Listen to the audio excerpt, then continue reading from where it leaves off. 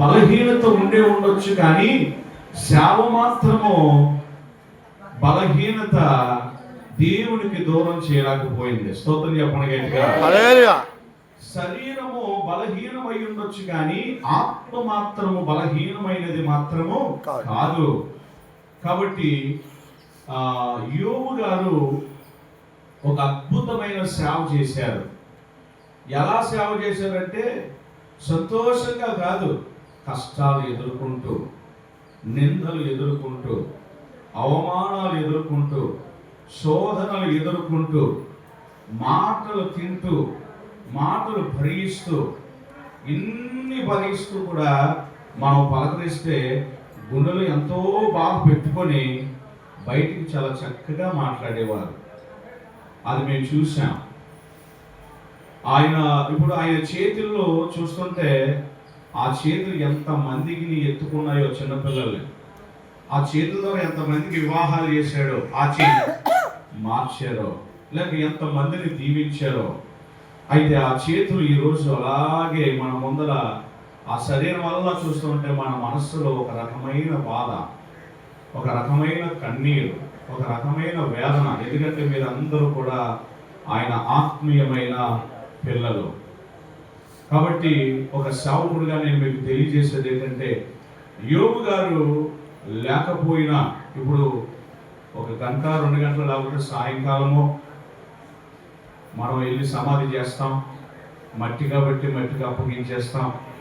కానీ ఈ శరీరంలో ఉన్న ఆత్మ ఉంది కదండి, ఆ ఆత్మను మనందరము రాకముందే పరలోకముల నుండి దేవుని యొక్క దూతలు వచ్చి, నీ కొరకు ఒక మహానగరం ఎదురు చూస్తుంది, ఇంతవరకు నువ్వు సేవ చేశావు, చాలు, ఇక విశ్రాంతిలోనికి ప్రభు పిలిచాడు అని యోబు గారి యొక్క ఆత్మ దేవుని సన్నిధికి వెళ్ళిపోయింది. నేనైతే ఒక సేవకుడిగా చెప్పేది ఏంటంటే, యోబు గారికి ఒక రాతి పలకపై ఒక మంచి పేరు మాత్రం ప్రభు చెక్కి ఉంచాడు అని అనుకుంటున్నాను. ఆమేన్. ప్రకటన గ్రంథంలో మనం చూస్తాం, ప్రభునందు ఎవరైతే నిరీక్షణ కలిగి నిందలు, అవమానాలు, శోధనలు, కష్టాలు వీటన్నిటిని ఎవరైతే అనుభవిస్తారో, దేవుని సేవలో ఎవరైతే వీటన్నిటిని అనుభవించి ఉంటారో వారిని దేవుడు సింపుల్గా విడిచిపెట్టడు. వేవేల కోట్ల సమూహాలు పరిశుద్ధులందరూ ఉండగా, యోబు గారిని మనం అందరూ చూస్తూ ఉండగా, యోబు గారిని ఫస్ట్ యోబు గారని పిలుస్తారు. దేవుని స్తోత్రం చెప్పండి. మరి ఇన్ని కోట్ల మంది పరిశుద్ధులు ఆయనను ఆరాధించే అన్ని కోట్ల మంది దేవదూతలు, శరాబులు, కెరూబులు ఇంతమంది ఉండగా మనము కూడా అక్కడ ఉంటాం. మనం ఇక్కడ ఉండిపోయే వాళ్ళం కాదు కదా, మనం కూడా అక్కడికి వెళ్ళిపోతాం. అయితే అక్కడికి వెళ్ళిన తర్వాత మనం అందరినీ ఆయన చూస్తూ, ఆయన యోబు గారిని మొదటిగా యోబు గారినే పిలుస్తారు. యోబు గారిని పిలిస్తేనే కదా మన అందరికీ తెలిసేది. మీరు అందరూ అక్కడ ఉన్న తర్వాత మా అయ్యగారిని ఎవరు పిలుస్తున్నారు? యోబు గారు అని పిలుస్తారు. అప్పుడు మనం అందరూ చూస్తూ ఉండగా ప్రభు తన సింహాసనం ఎదుట యోబు గారిని పిలిచి, మన ఇంట్లో మన పిల్లల్ని పిలుచుకుంటాం, పండు అని పిలుస్తాం. అది పేరు వేరే పేరున్నా పండు అని పిలుస్తాం, అది వేరే పేరున్నా చిన్న అని పిలుస్తాం. దేవుడు కూడా యోబు గారిని ఒక అద్భుతమైన పేరుతో ఆయన పిలుస్తారు. దేవుని స్తోత్రం చెప్పండి. అందరూ చెప్పాలి హల్లెలూయా. అందుకే ఒక భక్తుడు ఈ రీతిగా రాశాడు, ఎవరికి తెలియని ఓ కొత్త పేరుతో, ఒక కొత్త పేరుతో ఆయన పిలుస్తాడు. అది ఒక పరలోకములో ఆయన ఇచ్చే ఒక గొప్ప బహుమానం. నాకు అప్పుడప్పుడు ప్రశ్నలు వచ్చేవి, ఫోన్ చేసేవాడిని, ఖాళీగా ఉన్నారంటే ఉన్నాను అనేవాడు, వచ్చేవాడు. ఆయనేమో ఇది ఎక్కడ కూర్చునేవాడు, ఇద్దరుని ఆయన నా ఎదుర్కొంటూ కూర్చునేవాడు, నేను చిన్న బల్ల ఉంటుంది ఆ బల్ల మీద కూర్చునేవాడు. నేను ప్రశ్న వేసేవాడిని, ప్రశ్న వేస్తే ఆయన చక్కగా సమాధానం చెప్పేవారు. జవాబు ఇస్తూ నేను రాసుకోవడానికి నాకు కష్టంగా ఉండేది. ఎంత కష్టంగా ఉండేదంటే ఆయన అలాగే కూర్చొని ఆ బుర్ర ఎక్కడికో పోయి ఎక్కడెక్కడికో నన్ను తీసుకెళ్ళిపోయేవాడు. ఆ కొటేషన్స్, వాక్యాలు, ఇదిగో తెస్సలోనికీయులకు రాసిన పత్రిక 3వ అధ్యాయం 11వ వచనం, తిమోతికి రాసిన పత్రిక 3వ అధ్యాయము 7వ వచనం. ఇట్లాగా ఆయన చెప్తూ ఉంటే నేను అట్లాగే రాసుకుంటూ నేను అనుకునేవాడిని, ఇన్ని బైబిల్ కొటేషన్స్ మనమైతే రాసుకొని పేపర్ మీద రాసుకో వాక్యం చెప్తాను, ఈయనకి ఇన్ని ప్రశ్నలు అడిగితే ఈయన ఇంతలా చెప్పేస్తున్నాను కదా. నేను ఇంటికి వెళ్ళి చెక్ చేసుకునేవాడిని. ఎందుకు చెక్ చేసుకునేవాడిని అంటే అక్కడ ఆ చెక్ చేసుకోవడానికి టైం ఉండేది కాదు. అంత సింపుల్గా ఆయన చెప్పుకుంటూ కొటేషన్స్ ఇచ్చేసేవాడు. నేను ఇంటికి వెళ్ళిన చెక్ చేసేవాడిని, అసలు అయ్యగారు చెప్పింది కరెక్టా రాంగా, ఆ మాట అక్కడ ఉందా లేదంటే ఆయన 40-50 కొటేషన్స్ ఇస్తే ఆయన చెప్పిన పాయింట్లన్నీ, నేను అడిగిన ప్రశ్నలన్నింటికి సమాధానాలు అందరూ ఉండేవి. దేవుని స్తోత్రం చెప్పండి. దేవుడు అంత అద్భుతమైన జ్ఞానాన్ని యోబు గారికి ఇచ్చారు. ఆ జ్ఞానంతో మిమ్మల్ని అందరినీ ఆత్మీయంగా కన్నాడు. కనిన మీలో చాలా మంది ఉండిపోయారు, కొంతమంది చెదిరిపోయారు. చెదిరిపోయిన వారిని ప్రభువే చూసుకుంటారు, అది గుర్తుపెట్టుకోండి. చెదిరిపోయేవారు ఎప్పుడు చెదిరిపోతూనే ఉంటారు. మా సేవా జీవితంలో మా చర్చిలో నుంచి దగ్గరికి 1200 మంది బయటకు పోయారు. ఇప్పుడు 40 సంవత్సరాలు అయింది మా సేవ ప్రారంభించి. 1200 మంది దగ్గరికి దాటే వెళ్ళిపోయారు. దగ్గరికి 400 వ్యాపారాలు బయటకు వెళ్ళిపోయాయి. 400 వ్యాపారాలు అంటే మత్స్యకారులు, ఎర్రగల్లు, పొండళ్ళు, మెత్తనలు, పెద్ద పెద్ద వ్యాపారాలు. ఈ వ్యాపారాలు వెళ్ళిపోయినా 1200 మంది దగ్గర దాటి బయటకు వెళ్ళిపోయినా మా చర్చిలో నుంచి వెళ్ళిపోయిన వారు దగ్గరికి 17 మంది సేవకులు అయ్యారు. దేవుడు 17 మంది ఉప్పాళ్ళలోనే. కాబట్టి ఇంతమంది వెళ్ళిపోయినా కానీ మేము భయపడలేదు. ఎందుకంటే మనుష్యుల చేత మనం పిలువబడలేదు, దేవుని చేత మనం పిలువబడ్డాం. దేవుని స్తోత్రం చెప్పండి. కొంతమంది మనుష్యుల చేత పిలువబడతారు. మా కుటుంబం ఇంత పెద్దది ఉంది, మనం అందరం ఆగిపోయాం అనుకో, మా కుటుంబం ద్వారా మనం చర్చి పెట్టేసుకుంటాం అంటే కుటుంబం చేత పిలువబడి ఉండొచ్చు. కానీ ఒకటి, దేవుని మాట చేత పిలువబడిన సంఘము, సేవకుడు ఉండొచ్చు, సేవకుడు లేకపోవచ్చు, కానీ సంఘం అలా నడుస్తూనే ఉంటది. దేవుని స్తోత్రం చెప్పండి. ఎందుకంటే మనుష్యుల చేత పిలువబడిన సేవ కాదు, ఇది గుర్తుపెట్టుకోండి. దేవుని చేత పిలువబడిన సేవ ఇది. ఒకరు ఉండొచ్చు, లేకపోవచ్చు, కానీ ఆ స్థానంలో దేవుడు ఎవరో ఒకరిని పెడతారు.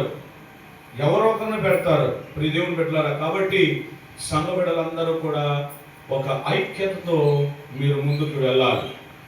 మాకు చిన్న కష్టం వచ్చినప్పుడు మాకు సహకరించిన తర్వాత మా కుటుంబ సభ్యులతో కూడా నేను చెప్పాను, మనము దేవుని సేవకులము, మనం ఈ రీతిగా చెయ్యాలి అని నేను అయ్యగారితో ఒక మాట చెప్పి, జక్కీ గారు కూడా ఆ మధ్యలో ఉన్నారు. నేను ఒక నిర్ణయానికి వచ్చి చేశాను. కానీ మా కుటుంబంలో కొంతమంది బయట ఉన్నవారు ఏం చేశారంటే నా ఆలోచనలు కొనసాగించలేదు, కానీ వారు బాధలు పడుతున్నారు. కాబట్టి నేను ఎందుకు ఈ మాట చెప్తున్నాను అని అంటే, ఇప్పుడు దేవుని బిడ్డలారా, యోబు గారిలో మేము మేలే పొందుకున్నామే తప్ప యోబు గారిలో మేము కీడైతే పొందుకోలేదు. దేవునికి మహిమ కలుగును గాక. కాబట్టి యోబు గారి ద్వారా మేలు పొందుకున్న వారు చాలా మంది ఉన్నారు, మీలో కూడా కొంతమంది ఉన్నారు. ఆయన ఇచ్చేవాడే తప్ప ఆయన ఇచ్చిన దానిని బలవంతంగా తీసుకునే క్యారెక్టర్ అయితే కాదు, నేనైతే చూశాను. ప్రియదేవుని బిడ్డలారా, కాబట్టి సేవకుడు లేకపోయినా మీరందరూ ధైర్యంగా ముందుకు వెళ్ళాలి. అమ్మగారు ఉన్నారు, యవనస్తురాలైన బిడ్డ, 2 ఆడబిడ్డలు ఉన్నారు. వీళ్ళ భవిష్యత్ అంతా మీ చేతుల మీద ఆధారపడి ఉంది. కాబట్టి వీరందరినీ మీ చేతికి అప్పగించి యోబు గారు దేవుని రాజ్యానికి వెళ్ళిపోయారు. నేను ఒక వాక్యాన్ని చదివి, మా సోదరుడు జక్కీ గారు, నేను చిన్న పని నిమిత్తం ఉదయం 4:30 లేచి దూరంగా వెళ్ళి ఆ పనిలో ఉన్న ఇట్లా యోబు గారు చనిపోయారనంటే ఆ పనులన్నీ నేను ఆఫ్ చేసుకు ఇలా రావడం జరిగింది. మొదటి తెస్సలోనికీయులకు రాసిన పత్రిక 4వ అధ్యాయము 13వ వచనంలో ఒక మాట, శ్రేష్టమైన మాట ఉంది. మనకు తెలుసు, అపోస్తుడైన పౌలు గారు 14 పత్రికలు కొత్త నిబంధన గ్రంథంలో మనం చూస్తాం. ఒకసారి అందరూ స్తోత్రం చెప్పండి. సరిపోలేదు, ఇంకా గట్టిగా చెప్పండి. మీరు ఏడుస్తున్నారు కానీ నాకు మనసులో ఏడుపు ఉంది, కానీ నేను క్రీస్తునందు ఆనందిస్తున్నాను. గుర్తుపెట్టుకోండి. క్రీస్తునందు నేను సంతోషిస్తూ ఉన్నాను. ఎందుకు సంతోషిస్తున్నాను అంటే, మనము ఒక అద్దెంటికి వచ్చేసాం. ఈ అద్దెంట్లో కొద్ది కాలం ఉండి మనం సొంతంగా కట్టుకుని ఇంటికి వెళ్ళిపోవాలి. మనము యాత్రికులము, పరదేశులము, ప్రయాణికులము. అమ్మగారు చెప్పినట్లుగా మనం ఉండవలసింది ఎక్కడ? మనం ఇక్కడ కాదు. అయితే దేవుడు ఇక్కడికి పంపించిన తర్వాత ఆయన ఇచ్చే దినాలు శ్రేష్టమైనవి కాబట్టి ఆ దినాలన్నిటినీ కూడా వినియోగించుకున్న వాడే దేవుని దృష్టిలో గొప్పవాడు. దేవుని స్తోత్రం చెప్పండి. కాబట్టి క్రీస్తునందు మనము నిరీక్షణ కలిగి ఉండాలి. క్రీస్తునందు మనము ఆనందించాలి. ఒక భక్తుడు అంటాడు, మరణమైన నాకు సంతోషమే, జీవమైన సంతోషమే, ఆశీర్వాదమైన సంతోషమే, శాపమైన సంతోషమే. అది ఎవరంటారో తెలుసా? క్రీస్తునందు నిరీక్షణ కలిగిన వారు అంటారు. దేవుని స్తోత్రం చెప్పండి. యోబు గారు రిక్వెస్ట్ చేసి ఉంటే బైబిల్ ఏం సెలవిస్తా ఉందంటే, నరులారా తిరిగి రండి. నేను రాను అంటే కుదరదు కదా. తిరిగి రండి అంటే, తిరిగి రండి అంటే మనం అక్కడి నుంచి వచ్చాం, మళ్ళీ అక్కడికి వెళ్ళిపోవాలి. మనం అక్కడి నుంచి వచ్చాం, మళ్ళీ అక్కడికి వెళ్ళిపోవాలి. మరి యోబు గారి శరీరం ఎక్కడి నుంచి వచ్చింది? ఆది కాండములో మనం చూస్తే మట్టిని తీసి ఆయన బొమ్మగా చేశాడు. ఈ బొమ్మను మళ్ళా మనం అక్కడ పెట్టిగా. దేవుని స్తోత్రం చెప్పండి. ఈ బొమ్మను మళ్ళా, ఈ మట్టి బొమ్మను తీసుకెళ్లి మట్టిలో ఎట్టియాలి. కానీ మట్టి బొమ్మలో ఉన్న ఆత్మ ఎక్కడి నుంచి వచ్చింది? అక్కడి నుంచి వచ్చింది. మళ్ళా అక్కడికి పోవాలి. అక్కడికి వెళ్ళిపోయారు. మనం తీసుకెళ్ళి సమాధి చేసేస్తాం.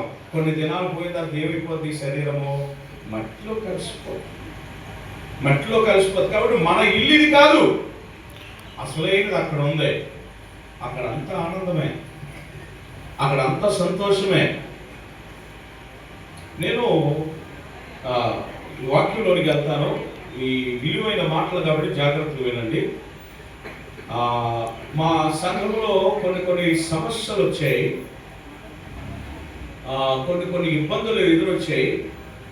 అయితే దేవుని యొక్క ఆ పిలుపును మేము జ్ఞాపకం చేసుకొని మేము కొనసాగుతూ ఉండే సందర్భంలో ఏం జరిగిందనంటే, నేను మా నాన్నగారు 45 సంవత్సరాలు సేవ, ఆయన మీకు తెలుసు, కన్నీ పాస్టర్ గారు అంటే మీకు తెలుసు. అయితే 45 సంవత్సరాలు సేవ. ఈ 45 సంవత్సరాలు ఈ సేవ జీవితంలో మంచినీళ్ళు లేని రోజులు ఉన్నాయి, తిండి లేని రోజులు ఉన్నాయి. మా నాన్నగారికి 3 జతల బట్టలు ఉండేవి.